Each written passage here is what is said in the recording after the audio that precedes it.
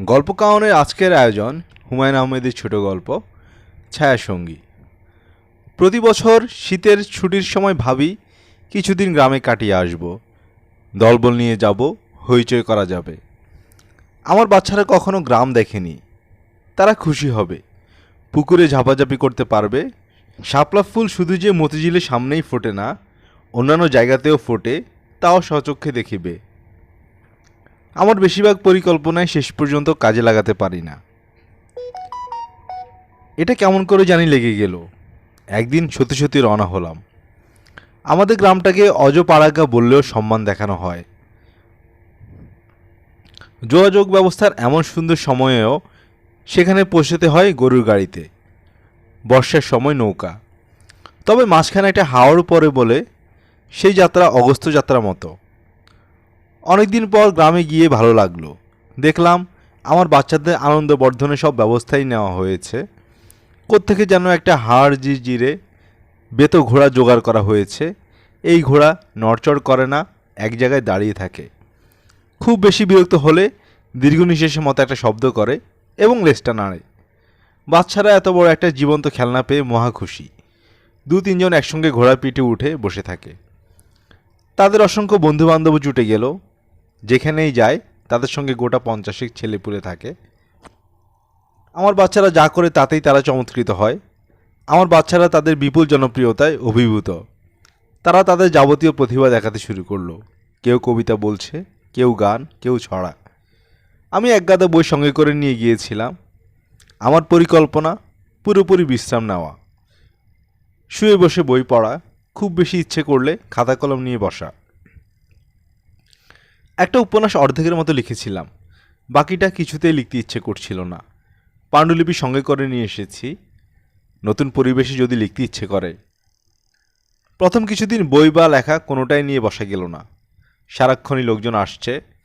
তারা অত্যন্ত গম্ভীর গলায় নানা জটিল বিষয় নিয়ে আলোচনায় উৎসাহী। এসেই বলবে, দেশের অবস্থাটা কী কন দেহি ছোট মিয়া, বড়ই চিন্তাযুক্ত আছি। দেশের হইলটা কি, কি দেশ ছিল আর কি হইল।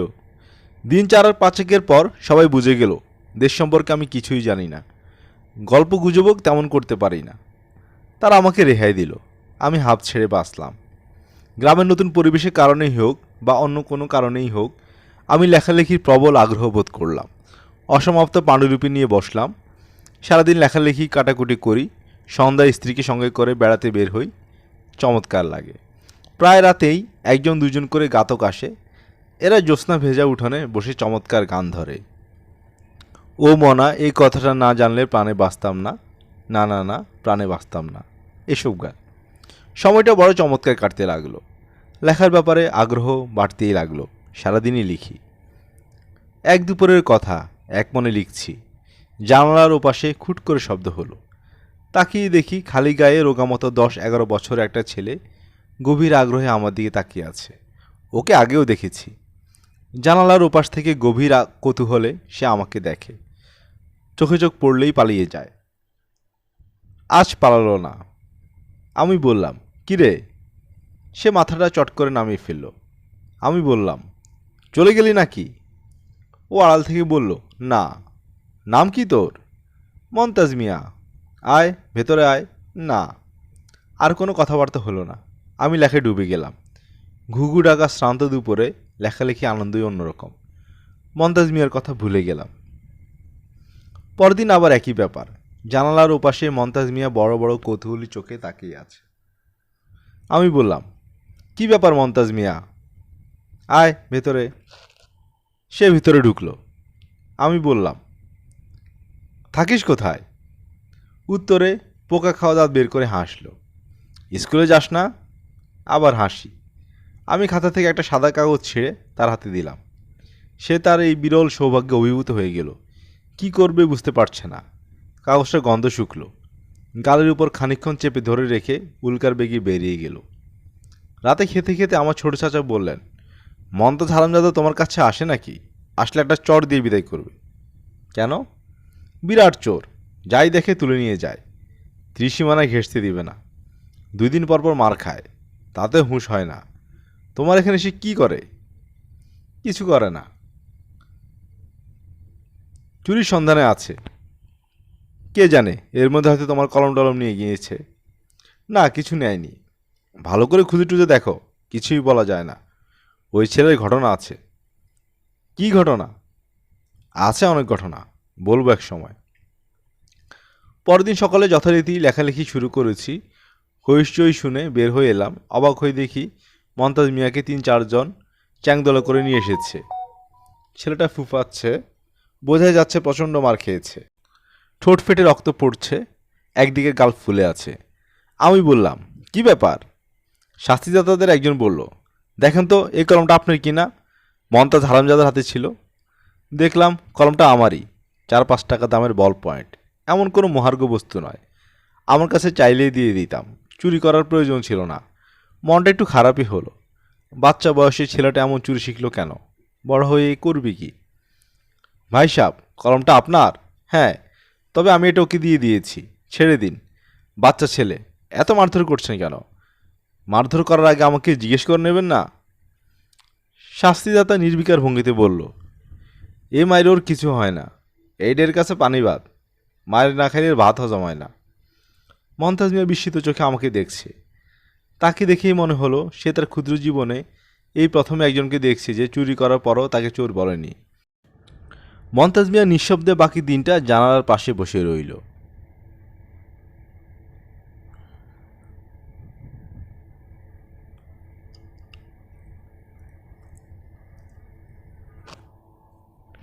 অন্যদিন তার সঙ্গে দু একটা কথাবার্তা বলি, আজ একটা কথা বলা হলো না।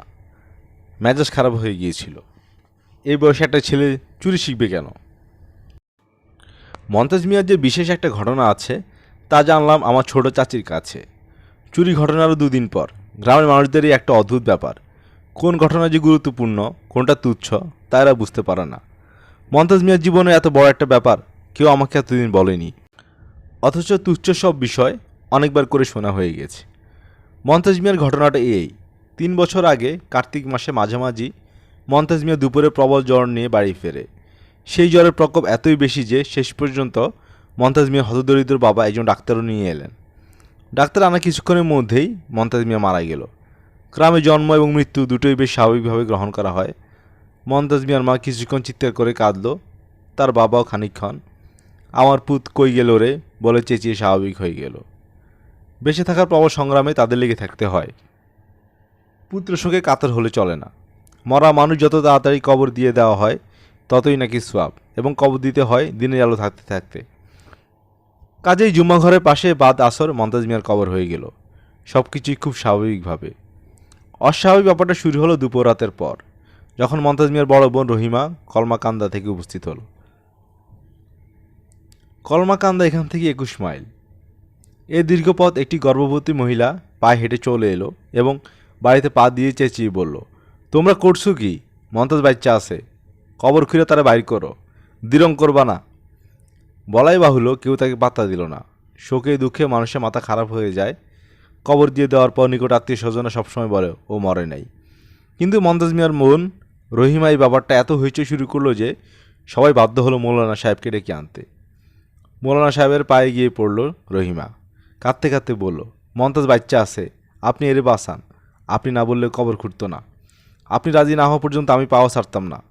মৌলানা সাহেব অনেক চেষ্টা করেও রহিমাকে ঝেড়ে ফেলতে পারলেন না। রহিমা বজ্রাটনিতে পা ধরে বসে রইল। মৌলানা সাহেব বিরক্ত হয়ে বলল, বাচ্চা আছে বুঝলা কেমনে? রহিমা ফোফাতে ফোফাতে বলল, আমি জানি। গ্রামের মৌলানার অতি কঠিন হৃদয় হয় বলে আমাদের একটা ধারণা আছে। এই ধারণা সত্যি নয়। মৌলানা সাহেব বললেন, প্রয়োজনে কবর দ্বিতীয়বার খোঁড়া জায়েজ আছে। এই মেয়ের মনে শান্তির জন্যে এটা করা যায়। হাদিস শরীফে আছে। কবর খোঁড়া হলো। ভয়াবহ দৃশ্য। মমতাজ মিয়া কবরের গায়ে হেলান দিয়ে বসে আছে, পিট পিট করে তাকাচ্ছে। হঠাৎ চোখে প্রবল আলো পড়ায় চোখ মেলতে পারছে না। কাফনের কাপড়ের এক খণ্ড লুঙ্গির মতো পেঁচিয়ে পড়া, অন্য 2টি খণ্ড সুন্দর করে ভাঁজ করা। অসংখ্য মানুষ জমা হয়ে আছে। এই অবিশ্বাস্য দৃশ্য দেখে কারো মুখে কোনো কথা সরল না। মৌলানা সাহেব বললেন, কিরে মমতাজ? মমতাজ মৃদুস্বরে বলল, পানির পিয়াস লাগছে। মৌলানা সাহেব হাত বাড়িয়ে তাকে কবর থেকে তুললেন। এই হচ্ছে মমতাজ মিয়ার গল্প। আমি আমার এই জীবনে অদ্ভুত গল্প অনেক শুনেছি, এরকম কখনো শুনিনি। ছোট চাচাকে বললাম, মন্তাজ তারপর কিছু বলেনি? অন্ধকার কবরে জ্ঞান ফিরবার পর কি দেখলো না দেখলো এইসব? ছোট চাচা বললেন, না, কিছু কয় না। হারামজাদারা বিরাট বজ্জাত। জিজ্ঞেস করেননি কিছু? কতজনে কত জিজ্ঞেস করছে। একবার সাংবাদিকও আসছিল, ছবি তুলল, কত কথা জিজ্ঞেস করলো, একটা শব্দ করে না। হারামজাদা বদের হাড্ডি। আমি বললাম, কবর থেকে ফিরে এসেছে, লোকজন তাকে ভয়টয় পেত না? প্রথম প্রথম পাইতো, তারপর আর না। আল্লাহ তালার কুদরত, আল্লাহ তালার কেরামতি আমরা সামান্য মানুষ কি করে বুঝবো কও? তা তো বটেই। আপনারা তার বোন রহিমাকে জিজ্ঞেস করেননি সে কি করে বুঝতে পারলো মন্তাজ বেঁচে আছে? জিজ্ঞেস করার কিছু নাই, এইটাও তোমার আল্লাহর কুদরত, ওনার কেরামতি। ধর্মকর্ম করুক বা না করুক, গ্রামের মানুষদের আল্লাহ তাআলার কুদরত এবং কেরামতির ওপর অসীম ভক্তি। গ্রামের মানুষদের চরিত্রে চমৎকার সব দিক আছে। অতি তুচ্ছ ঘটনা নিয়েও এরা প্রচুর মাতামাতি করে, আবার অনেক বড় বড় ঘটনা হজম করে। দার্শনিকের মতো গলায় বলে, আল্লাহর কুদরত। আমি ছোট চাচাকে বললাম, রহিমাকে একটু খবর দিয়ে আনানো যায় না? ছোট চাচা বিস্মিত হয়ে বলল, কেন? কথা বলতাম, খবর দেওয়ার দরকার নেই, এমনিই আসবো। এমনিতে আসবে কেন? ছোট চাচা বললেন, তুমি পোলাপান নিয়ে আসছো, চারিদিকে খবর গেছে, এই গ্রামে যত মেয়েরা বিয়ে হয়েছে সব এখন নাইওর আসবো, এইটাই নিয়ম। আমি অবাক হলাম, সত্যি সত্যি এটাই নাকি নিয়ম? গ্রামের কোনো বিশিষ্ট মানুষ আসা উপলক্ষে গ্রামের সব মেয়েরা নাইওর আসবে। বাপের দেশে আসার এটা তাদের একটা সুযোগ, এই সুযোগ তারা নষ্ট করবে না। আমি আগ্রহ নিয়ে জিজ্ঞেস করলাম, কেউ কি এসেছে? আসবো না মানে? গ্রামের একটা নিয়ম শৃঙ্খলা আছে না? আমি ছোট চাচাকে বললাম, আমাদের উপলক্ষে যেসব মেয়েরা নাইওর আসবে তাদের প্রত্যেকে যেন একটা করে দামি শাড়ি উপহার হিসেবে দেওয়া হয়, একদিন খুব যত্ন করে দাওয়াত খাওয়ানো হয়। ছোট চাচা এটা পছন্দ করলেন না, তবে তো রাজি না হয়ে কোনো উপায় ছিল না। আমাদের জমি জমা তিনি দীর্ঘদিন ধরে ভোগ দখল করেছেন। গ্রামে নিয়মিত একসময় রহিমাও এলো, সঙ্গে 4টি ছোট ছোট ছেলে মেয়ে, হতদরিদ্র অবস্থা। স্বামীর বাড়ি থেকে সে আমার জন্য 2টো ডালিম নিয়ে এসেছে। আমার স্ত্রী তাকে খুব যত্ন করে খাওয়ালো। খাওয়া শেষে তাকে শাড়িটি দেওয়া হলো। মেয়েটি অভিভূত হয়ে গেল। এরকম একটি উপহার বোধ হয় তার কল্পনাতেও ছিল না। তার চোখ দিয়ে টপ টপ করে পানি পড়তে লাগলো। আমি তাকে আমার ঘরে ডেকে নিলাম। কোমল গলায় বললাম, কেমন আছো রহিমা? রহিমা ফিস ফিস করে বলল, ভালো আছি ভাইজান। শাড়ি পছন্দ হয়েছে? পছন্দ হইব না? কি যে কন ভাইজান, অত দামি জিনিস কি আমরা কোনোদিন চোখে দেখছি?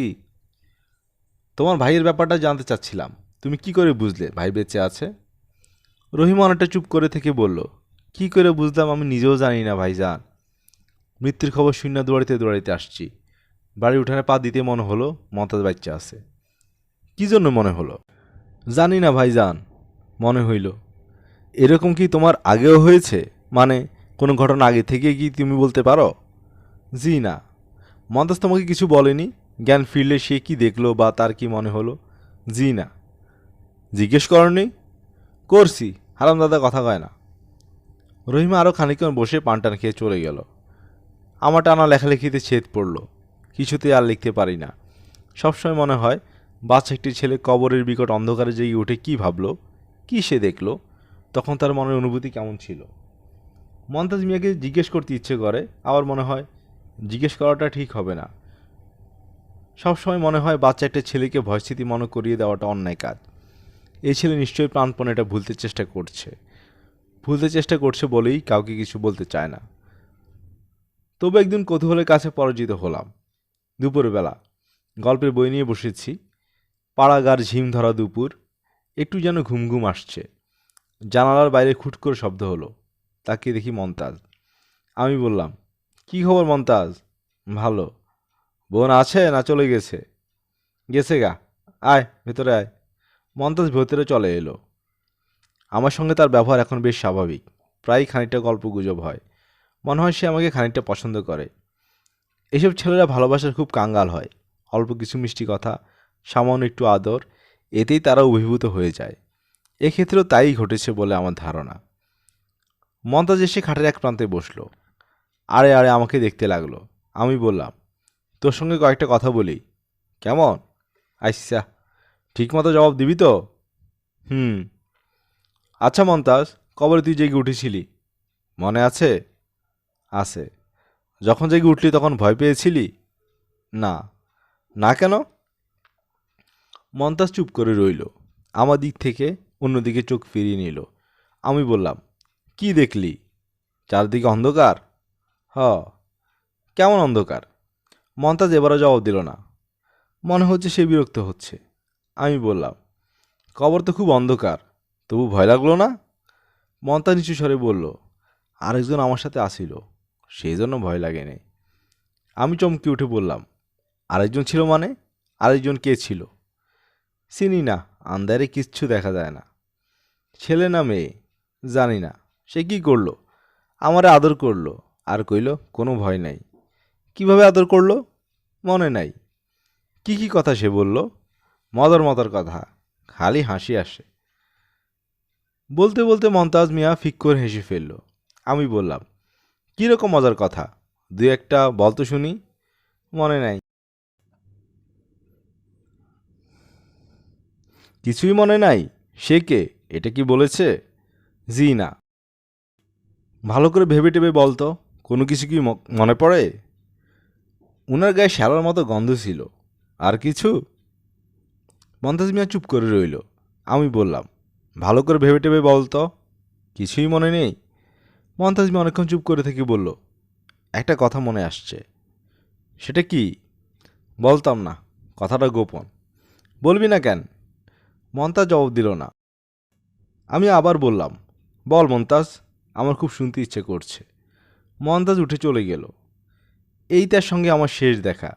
বাকি যে কদিন গ্রামে ছিল সে কোনোদিন আমার কাছে আসেনি। লোক পাঠিয়ে খবর দিয়েছি, তবু আসেনি। কয়েকবার নিজেই গেলাম, দূর থেকে দেখতে পেয়ে সে পালিয়ে গেল। আমি আর চেষ্টা করলাম না। কিছু রহস্য আছে, সে তার নিজের কাছে রাখতে চায়। রাখুক, এটা তার অধিকার। এ অধিকার অনেক কষ্টে সে অর্জন করেছে। শ্যাওলা গন্ধি সেই ছায়াসঙ্গীর কথা আমরা যদি কিছু নাও জানি, তাতেও কিছু যাবে আসবে না। এতক্ষণ আপনারা শুনছিলেন হুমায়ুন আহমেদ রচিত ছোট গল্প ছায়াসঙ্গী। আমরা নিয়মিত গল্প পাঠ করে শোনাচ্ছি। নিয়মিত গল্প শুনতে আমাদের চ্যানেলটি সাবস্ক্রাইব করে পাশে থাকুন। লাইক করুন, শেয়ার করুন। ভালো থাকুন। ধন্যবাদ।